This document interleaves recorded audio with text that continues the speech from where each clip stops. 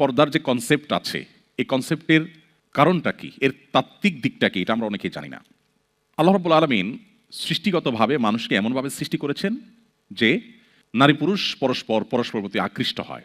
এর মধ্যে আল্লাহ তাআলা নারীকে বিশেষভাবে এমনভাবে সৃষ্টি করেছেন যে পুরুষরা নারীদের রূপ লাবণ্য, তাদের সৌন্দর্য দেখে তাদের দিকে বেশি আকৃষ্ট হয়।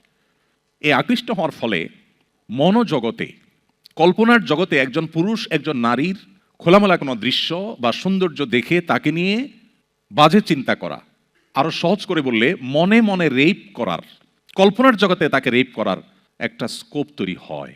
আমাদেরকে যিনি সৃষ্টি করেছেন তিনি জানেন যে আমাদের এটা মানবীয় দুর্বলতা আছে। সেই জন্য আল্লাহ তাআলা আমাদেরকে নির্দেশ করেছেন পুরুষদেরকে তোমরা দৃষ্টিকে সংযত করো, কুল্লিল মুমিনিনা ইয়াগুদ্দু মিন আবসারিহিম ওয়া ইয়াহফাযু ফুরুজাহুম।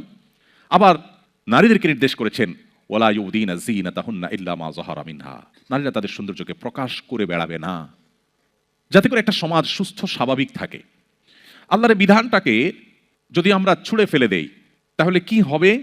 সে ক্রাইসিস ইতোমধ্যে পৃথিবীর প্রত্যেকটা উন্নত দেশ ফেস করছে।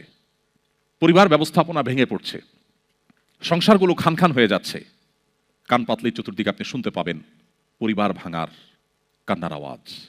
আল্লাহর বিধানকে যখন মানুষ পরিবর্তন করে নানা নামে, স্বাধীনতার নামে, কখনো অন্য কোনো নামে, যখন মানুষ আল্লাহর বিধান থেকে সরে যায় তখন সেটার জন্য মানুষকে মূল্য দিতে হয়। আজকে পৃথিবীর মানুষের আমরা কি হারিয়েছি, আমাদের অতীত তাকালে আমরা দেখি আমাদের কি ছিল এখন কি নেই, তাহলে তুলনা করলে আমাদের বিষয়গুলো মন্থন করা বা বোঝা সহজ হয়। পর্দার বিধানটা আল্লাহ তাআলা সেজন্য দিয়েছেন। একজন নারী, তাকে ফিজিক্যাল মেন্টাল যদি কেউ আক্রমণ করে, তাকে হেনস্থা করে, অ্যাবিউজ করে, পৃথিবীর সমস্ত সমাজ বলে এটা খুবই খারাপ কাজ।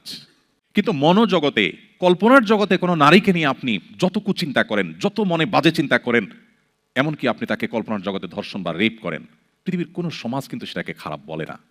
কিন্তু ইসলাম আল্লাহ তাআলার এমন এক জীবন বিধান যেখানে শুধু নারীকে আপনি মুখে একটা কটু কথা বললে অপরাধী হবেন না, শুধু তাকে আপনি ফিজিক্যালি অ্যাটাক করলেই আপনি অপরাধী হবেন না, আপনি মনোজগতে, কল্পনার জগতে যদি তাকে নিয়ে বাজে চিন্তা করেন তারপর আল্লাহর খাতে আপনি অপরাধী হিসাবে লেখা হবে এবং আপনাকে শাস্তি দেওয়া হবে।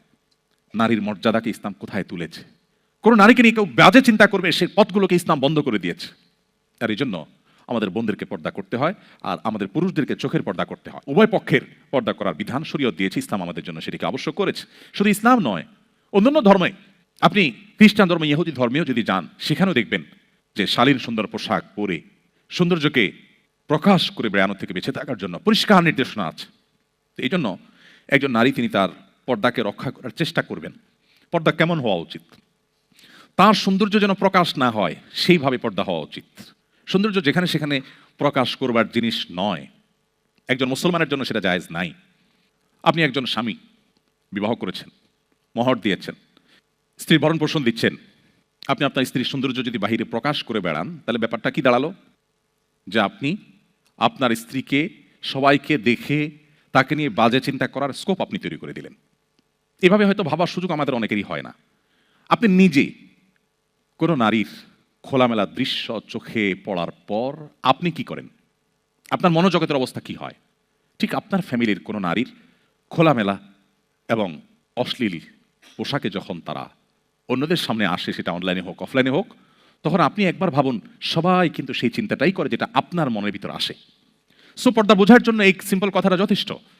আমরা গতদিন এখানেই বলেছিলাম, আমরা অনেকে বলি ভাই, অনেক বোনরা বলেন, বিশেষ করে মেয়েরা বলেন, আচ্ছা ভাই বলেন তো কেন আমাদের পর্দা করতে হবে?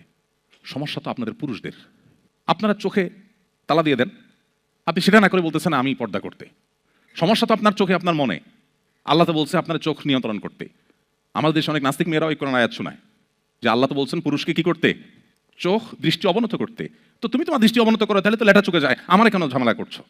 এটা বোঝার জন্য আমি বলি, সেদিনও বলেছিলাম, আপনি মতিঝিলে কোনো একটা ব্যাংকে গেছেন, যে প্রবাস থেকে পাঠানো টাকা তুলেছেন, 10 লাখ 20 লাখ 50 লাখ ক্যাশ টাকা তুলেছেন, তুলে একটা স্বচ্ছ ট্রান্সপারেন্স যে পলিথিন আছে সেই পলিথিনে টাকাগুলো ভরে দেখা যাচ্ছে চকচকা 1000 টাকার 500 টাকার নোটের বান্ডিল। এটা ধরে আপনি ব্যাংকের সিঁড়ি দিয়ে হনহনায় নেমে রাস্তা দিয়ে হনহনায় হাঁটছেন এবং রিক্সা উঠে আপনি বাসা যাচ্ছেন। আপনাকে যদি কেউ বলে ভাই, ব্যাংকের ক্যাশিয়ার সাহেব হয়তো আপনাকে বলবে আরে ভাই কি করছেন, কালারফুল একটা খাম দেয় যে এটার মধ্যে ঢুকান, তাহলে দেখা যাবে না টাকাটা। আপনি যদি বলেন যে কেন, আমি খামে ঢুকাবো কেন? টাকা আমার, আমার টাকা দেখে যদি চোর ভাই ছিনতাইকারী ভাই লোভ হয়, তো সে তার চোখ হেফাজত করুক, সে তার লোভ সামলাক। ওয়াই আমি আমার টাকা এই পলিথিনে ব্যাগে ভরতে যাব? ও চোর ভাই, ও ডাকাত ভাই, ও ছিনতাইকারী ভাই, আমার টাকা দেখলে তোমার লোভ হয়, তো তুমি তোমার চোখের হেফাজত করো, তুমি তোমার দৃষ্টিভঙ্গি চেঞ্জ করো, তাহলে তো লেটা চোখে যায়। আমাকে কেন ব্যাগে টাকা ভরতে বলো? এই কথা যদি কেউ বলে, আমরা কি কেউ সেটাকে অ্যাকসেপ্ট করবো? আমরা তাকে বলবো, ভাই, চোরের চোরের দায়িত্ব না দিয়া, ছিনতাইকারীর ছিনতাইকারীর দায়িত্ব, ভালো মানুষ হওয়ার দায়িত্ব না দিয়া, তুমি তোমার টাকাটা সেভ করো। এটাই হলো তুলনামূলকভাবে ভালো। হ্যাঁ, চোরকেও আমরা নসিহত করবো, ও চোর ভাই তুমি সামলাও, এবং তাকে আমরা বিচারের মুখোমুখি করে শাস্তি কার্যকর করে চুরির প্রবণতা কমাবো। আবার অপরদিকে আমরা নিজেদের সম্পদকেও সেভ করব। এই দ্বিমুখী প্রচেষ্টার মধ্য দিয়ে একটা সমাজ সুস্থ হয়, স্বাভাবিক হয়। ইসলাম সেজন্য আমাদেরকে পর্দার বিধান দিয়েছে। আল্লাহ তাআলা আমাদের বন্ধুদেরকে এটা বোঝার তৌফিক দান করুন। আস সুন্নাহ ফাউন্ডেশন, উম্মার সাথে সুন্নাহর সাথে।